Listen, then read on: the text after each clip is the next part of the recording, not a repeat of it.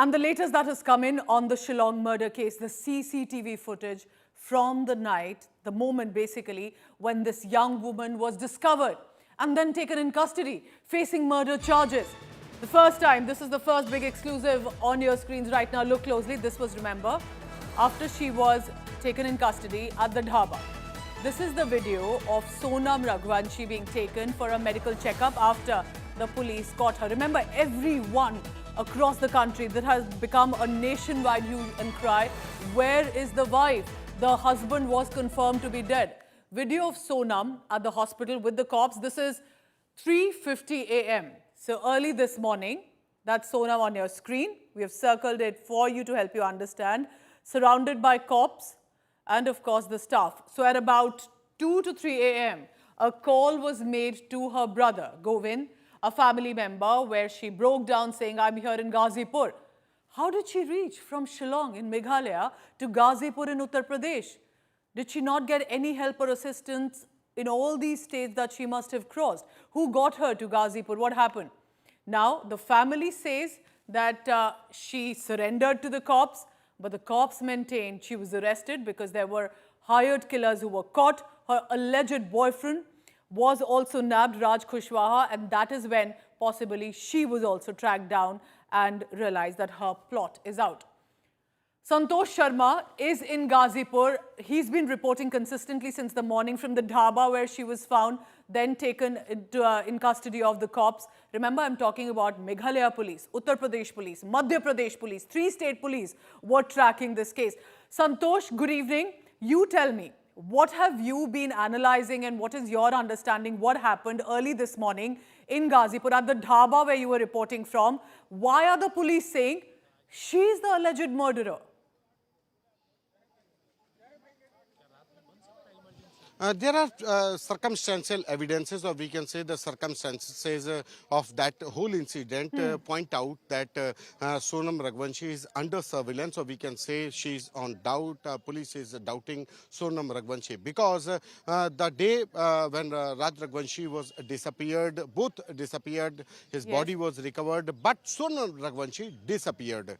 And police is claiming we have arrested Sonam Raghuvanshi, or their family said that Sonam Raghuvanshi surrendered, but the proper word is Sonam Raghuvanshi appeared himself before Ghazipur streets, on the Ghazipur street on a tea stall, and she came to the tea stall owner and said that I want to call to my brother, and there after calling to talking to her brother, she broke out, and her brother told that she is the same girl of Shillong case, told to the police, and this is the thing which that tea stall owner narrated to the Ghazipur police, to the PRV police response vehicle, and after that whole scene is in front of us.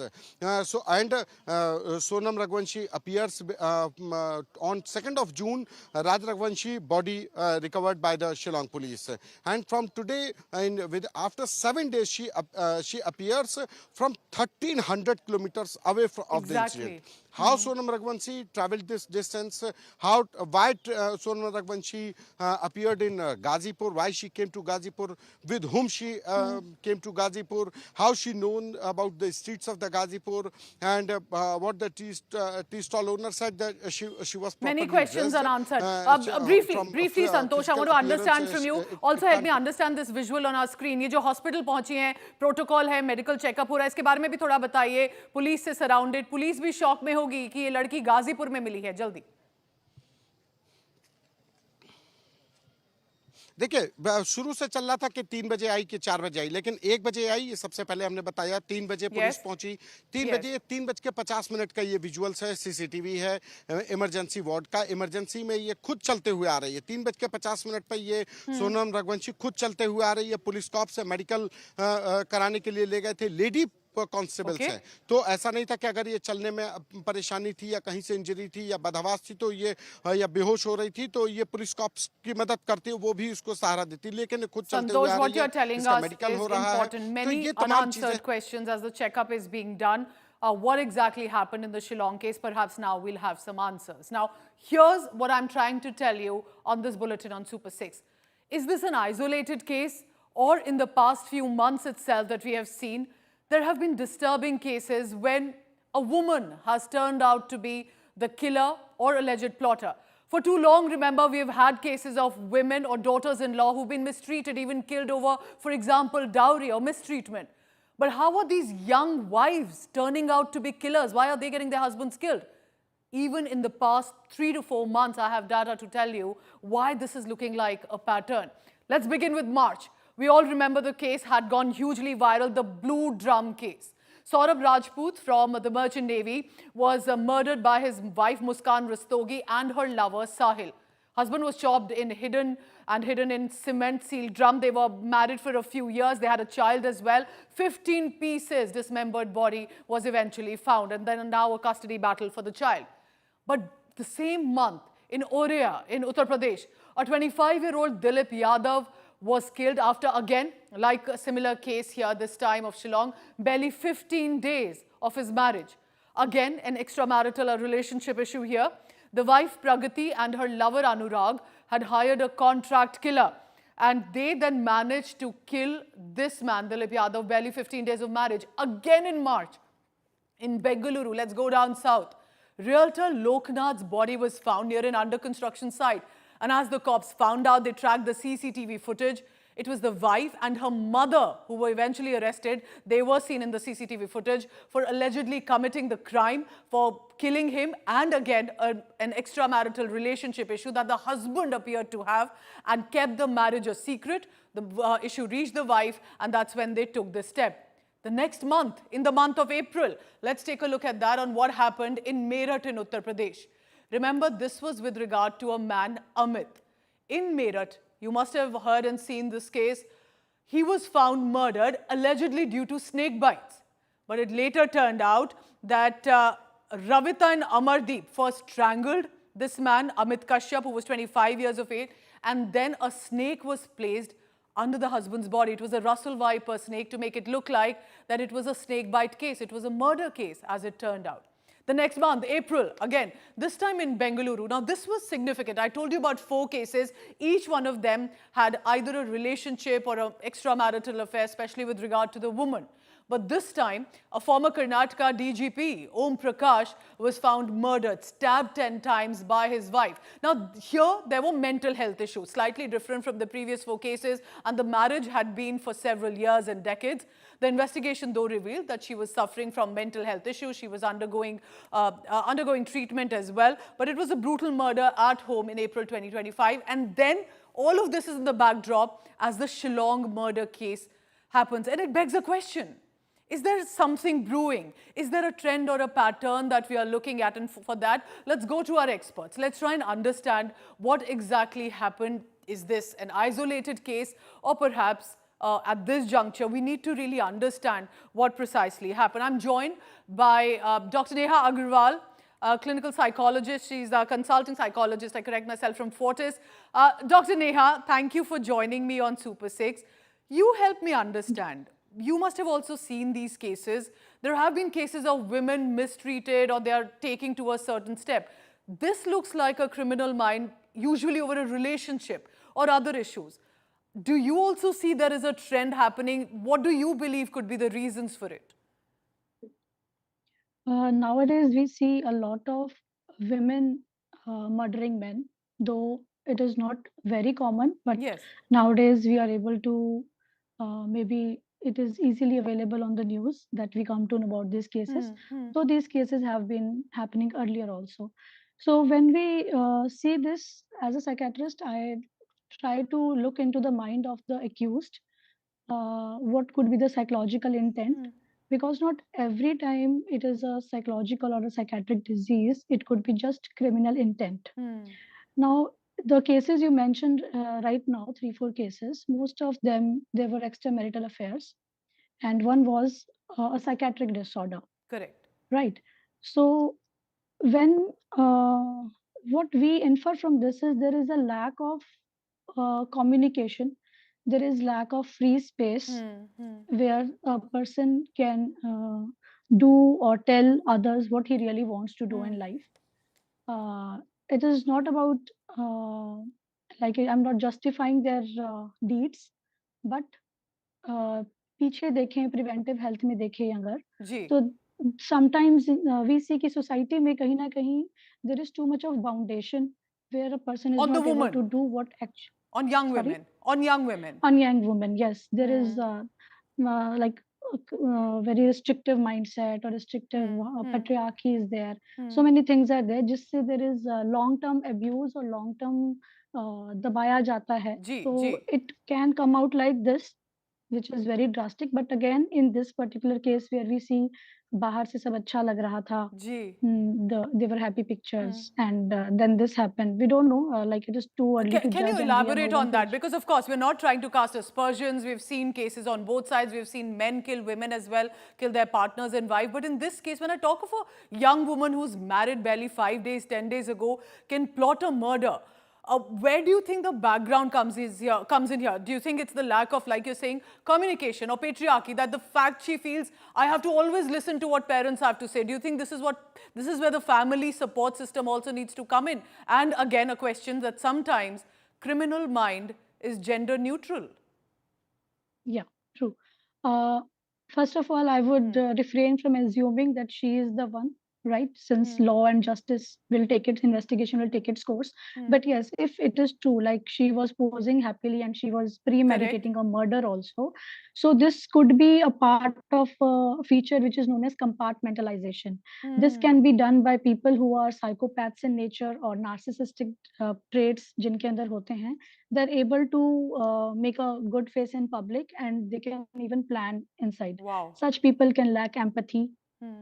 They lack empathy. They do not have reality testing. They're intact. Hmm. Reality testing. They lack judgment, Hmm. and they don't have any remorse. So such type of personalities do exist in between us, because outwardly they are very sweet and charming, Hmm. but inside they can be, just premeditating murder too. And ruthless of this nature. Perhaps a lot of it really needs to be understood. I appreciate you, Dr. Neha Agarwal, for helping us understand even briefly to really begin a conversation on mental health, on psychology, especially when we talk of young women looking independent otherwise. But is there something going wrong? And we need to take our women in confidence for this time, sadly, not one, but there have been cases of men who've been killed. And how? Thank you very much, Dr. Neha Agarwal. This Thank is you. a perspective we'll be tracking in the days to come. All right, let me, however, on this bulletin, bring you some great news as well. It's a happy news for India. We're watching this in our lifetime. After a gap of 41 years, ISRO's Group Captain Subhanshu Shukla is set to pilot the Axiom 4 mission to the International Space Station. That's happening tomorrow. Now, in his hometown in Lucknow, Shukla's family is praying for a successful mission. They want this now second Indian astronaut to fly into space. All of us do, since Wing Commander Rakesh Sharma's 1984 mission, and of course, have all the success in it. The crew will conduct more than 60 scientific experiments over 14 days. Now, this is a joint venture. Axiom Space, NASA, ISRO, and the European space agencies. So, wishing all the very best to Group Captain Subhanshu Shukla, and to help you understand what exactly is happening right now there on the ground. And for that, I want to go across directly to the United States of America. That's right, we don't have a secondary source, but directly on the ground, a smiling Akshita, who usually hosts the Super 6. She's in the USA right now. Akshita, what is it looking like in Florida near the Kennedy Space Center? Tell us all about the big assignment you're on. Over to you now. Rather good evening, Yes. Pooja. It's good morning here. Of course, I'm incredibly jet lagged because I've touched down here just a few hours ago, but there's no time for jet lag, is there? We're so excited. Yes. We're so pumped over the fact that we're going to be scripting history, and I'm personally very excited that I'm going to be witnessing it. I'm standing right now in Titusville. It's about 15 minutes away from the Kennedy Space Center. So we're going to be getting you those exclusive ground reports. We decided that this is history in the making. We need to be here seeing firsthand what's really happening. This is essentially a final countdown, Pooja. At this time, tomorrow, we'll have our second Indian in space, the first ever Indian to go to the International Space Station. So we're all, of course, very, very excited, counting down to that. 5:52 p.m. exactly Indian Standard Time is when liftoff is from the Kennedy Space Center. That's about 8:22 in the morning here. And then about 3 hours post that, at exactly 10 p.m. IST, is when the docking at the International Space Station will happen. That'll be home for Group Captain Subhanshu Shukla for 14 days, for 2 weeks. And it'll be a packed time. I've been speaking to experts in ISRO as well as Axiom 4, which is taking care of this entire mission. And they've listed out a number of experiments, largely to do with agriculture, that India is focusing on, which will be conducted during this space mission. But everyone's pumped, everyone's excited. There were a few delays, Pooja. This was a launch that was slated to actually happen on June 8th. It got pushed by about 2 days due to technical issues. But with the Dragon spacecraft locked and loaded, literally, it looks like tomorrow is when we will have that historic moment where after 40 years, we'll have our second Indian in space, Pooja, Group Captain Shubhanshu Shukla, who's part of the Gaganyaan mission as well, which is why he's been chosen as the pilot of the mission. 4 astronauts in all. You have the commander, who is a US astronaut, Peggy Wilson, who's been to space several times, so that experience, of course, matters. Shubhanshu Shukla is the pilot, and then you have 2 mission specialists, a Polish and a Hungarian. For them also a big deal, because much like India, after 4 decades, they're sending an astronaut up to space. So this is a historic mission on so many counts that we will be getting you all the details of, Pooja.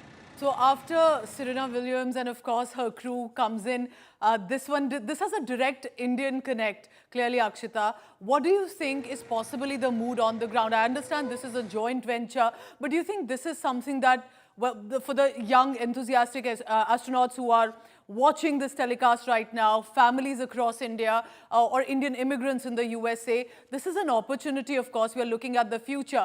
Tell me more about 14-day mission. What are we expecting here? And of course, the general sentiment that you see around you. You know, the excitement here, I can tell you, is at its peak. Most of the locals I've been speaking to have been figuring out which is the best viewing point to watch that particular launch. Of course, we'll have a front side, ringside view, which we will be getting our viewers as well, Pooja. But this is a historic mission, not just for India. Globally, too, you look at the kind of studies that they're going to be conducting. They're going to be looking at what kind of impact microgravity has on astronauts, so on the human body, physiologically and otherwise. There's also talk of how insulin, bodies that need insulin, diabetic patients, diabetic astronauts can really handle that going up to space, the problems with that, the challenges, and how to ensure that we overcome that. So this is a mission that essentially helps astronauts in the future also who are looking to go to space. And that's why it's so important. You're right in pointing out this is a joint mission. You've got NASA on board, you've got SpaceX on board, and Axiom as well, which is actually a private space company. But at the Kennedy Space Center is where the launch will be happening, as is mostly the case with SpaceX, Pooja. All right, Akshita, I hope you get a little bit of rest because it's going to be a long day for you tomorrow. I want to tell the viewer exactly the same time. By 5:45 p.m, stay tuned because Akshita is going to host live Super 6 tomorrow evening. That is going to be as and when the mission is launched. And of course, you wouldn't want to miss this exclusive interaction and the telecast coming in from the United States of America. India Today is the only channel on the ground to get you this historic moment. Akshita, all the very best to you. Thank you very much for getting us this update.